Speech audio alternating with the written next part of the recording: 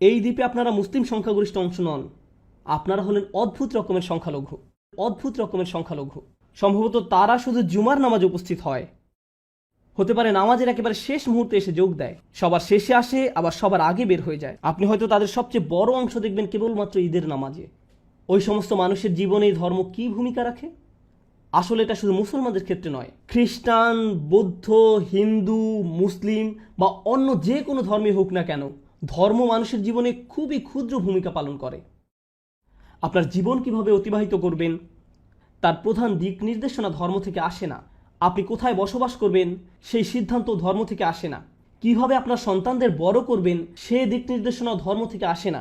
সেই সব চিন্তাভাবনার আলোকে, যে চিন্তাভাবনাগুলো ঔপনিবেশিক রাষ্ট্রগুলো অনেক আগেই আপনার মাথায় ঢুকিয়ে দিয়েছে, আমরা খুব গভীরভাবে এই মতবাদগুলো দ্বারা প্রভাবিত হয়ে আছি। আলোচনার শুরুতে আমি দুটি আন্দোলনের কথা বলেছিলাম। কি সেগুলি? একটি হলো ফরাসি বিপ্লব, আরেকটা কি?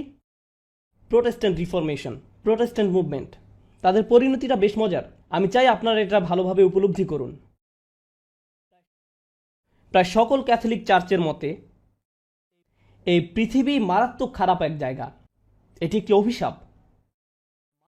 মানুষ একমাত্র স্বর্গে গিয়ে সুখী হতে পারবে। ঈশ্বর শাস্তিস্বরূপ মানুষকে পৃথিবীতে পাঠিয়েছেন। তাই তৎকালীন ইউরোপে মানুষ যে খুবই নিম্নতর জীবনযাপন করত সেটা প্রত্যাশিত ছিল, কারণ এই দুনিয়া একটি ভয়ানক জায়গা, এখানে শুধু কষ্টই পাওয়া যায়। প্রোটেস্ট্যান্ট মুভমেন্ট এই মতবাদের প্রতিক্রিয়ায় ভিন্ন ধরনের এক খ্রিস্টান মতবাদ চালু করলো। এই নতুন খ্রিস্টান মতবাদ অনুযায়ী আপনি যত বেশি দুনিয়াদার হবেন, আপনি যত বেশি সম্পদশালী হবেন, আপনার যত ভালো চাকরি থাকবে, আপনি যত বেশি টাকা আয় করবেন, এই সব কিছু নির্দেশ করে গড আপনাকে বেশি ভালোবাসেন। আপনি যদি অনেক ধনী হয়ে থাকেন সেটা প্রমাণ করে যে গড আপনাকে অনেক ভালোবাসেন। তাহলে দেখা যাচ্ছে দার্শনিকভাবে প্রোটেস্ট্যান্টরা সম্পূর্ণ ক্যাথলিক চার্চের বিপরীতে গিয়ে দাঁড়ালো।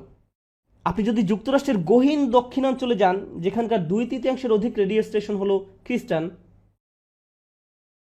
আপনি যদি ঘণ্টাখানেক মনোযোগ দিয়ে কোনো খ্রিস্ট ধর্মপ্রচারকের কথা শোনেন, তারা এভাবে বলে, আমি চাই তুমি যেন ওই চাকরিটা পাও, কারণ জিসাস তোমার প্রমোশন চান। তোমার ওই সুন্দর গাড়িটা প্রমাণ করে যে জিসাস তোমাকে ভালোবাসে। আপনি দেখতে পাবেন বিশাল ধনী মানুষদের অনেকেই ধর্মপ্রচারক। তারা অত্যন্ত ধনী, পরনে তাদের দামি পোশাক। তারা বলে, আমি আজকে যে বিশাল ধন সম্পদের মালিক তা আসলে জিসাসের দান। তাহলে দেখা যাচ্ছে তারা কেন এখন ধর্মের কাছে আসে? কারণ এটা আপনার বস্তুবাদকে আরো সম্প্রসারিত করে তুলবে। আমি প্রথমবারের মতো আজকে বস্তুবাদ শব্দটি ব্যবহার করেছি। যখন আপনি ঈশ্বরের পরিবর্তে এই জগতের প্রতি মনোনিবেশ করেন তা হলো বস্তুবাদ। আপনি যখন আত্মার পরিবর্তে শরীরের প্রতি মনোনিবেশ করেন সেটা বস্তুবাদ। আপনি যখন পরকালের পরিবর্তে এই পৃথিবীর জীবন নিয়ে পড়ে থাকেন সেটা আসলে কি? বস্তুবাদ। অর্থাৎ আধুনিক খ্রিস্টবাদ বস্তুবাদকে সমর্থন করার একটা মাধ্যমে পরিণত হয়েছে। আর দুর্ভাগ্যক্রমে মুসলমানরাও পিছনে পড়ে নেই। কখন মুসলমানরা খুব খুশি হয়ে যায় এবং একত্রে আনন্দ উদযাপন করে? এমনকি এমন মুসলিমও যে নামাজ পড়ে না, জুমার নামাজেও আসে না, কিন্তু যখন সে নতুন বাড়ি ক্রয় করে, বাড়িতে দোয়া মিলাদের আয়োজন করে। সত্য কি না? কেন? কারণ সে মনে করে আল্লাহ আমার উপর খুবই খুশি, তাই আমাকে এটা দান করেছেন। আপনি যত বেশি দুনিয়া অর্জন করবেন তত বেশি এটা প্রমাণ করে যে আল্লাহ আপনার উপর তত খুশি।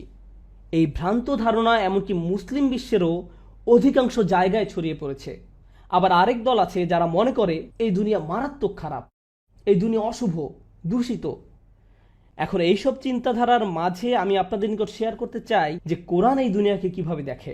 যদিও এটা অনেক বড় একটা দার্শনিক আলোচনা, কিন্তু আমি 5 মিনিটের মধ্যে একটা সংক্ষিপ্ত বর্ণনা দেওয়ার চেষ্টা করব। যদি সুযোগ পাই আগামীকাল বিস্তারিত আলোচনা করব, কিন্তু এখন অন্তত একটা ধারণা আপনাদের দিতে চাই ইনশাআল্লাহ তাআলা।